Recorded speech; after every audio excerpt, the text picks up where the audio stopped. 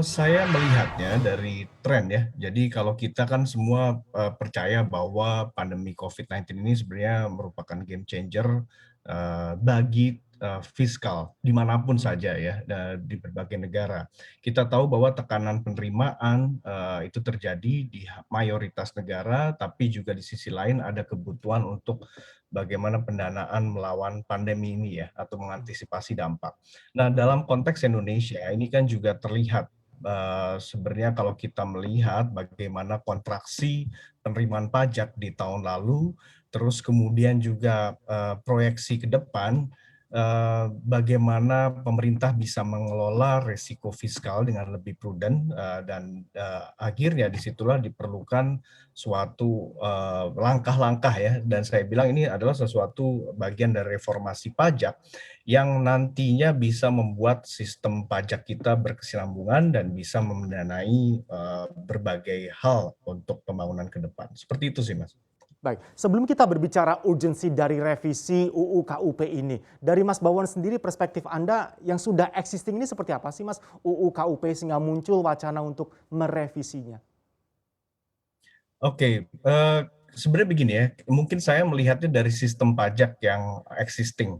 Karena kita tahu bahwa dalam Undang-Undang KUP atau rencana revisi Undang-Undang KUP itu nantinya akan mencakup berbagai aspek, tidak hanya mengenai prosedur atau tata cara, tapi juga ada PPh, PPN, cukai dan juga pajak karbon.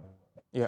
Nah, kalau kita melihat dari existing-nya, ini persoalan yang sebenarnya, apa ya, terjadi sebelum pandemi, tapi ini semakin diperparah. Apakah itu? Mmm. Itu kita tahu bahwa tax ratio kita memang Mmm. tidak terlalu mengembirakan.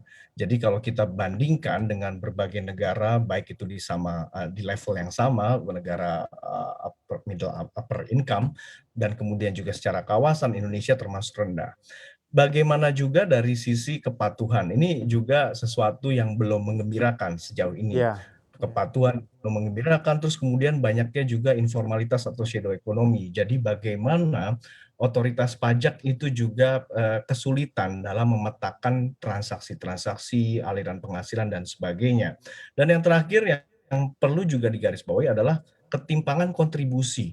Apa artinya? Artinya adalah, ada ketimpangan jadi dari antar sektor dan juga antar kelompok, siapa yang bear the burden, pajak ini, lebih banyak. Jadi ada ketimpangan di situ.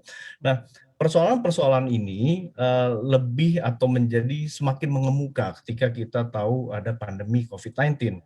Dan kalau kita menatap ke depan berarti memang harus diupayakan berbagai aspek, bukan hanya mengenai prosedur atau tata cara, tapi juga dari sisi kebijakannya. Berarti dari sisi PPh, PPN, ada perluasan-perluasan objek baru dan sebagainya. Seperti itu, Mas Erwin. Install aplikasi kami CNBC Indonesia di Google Play Store dan App Store untuk mengikuti perkembangan terkini berita bisnis dan ekonomi.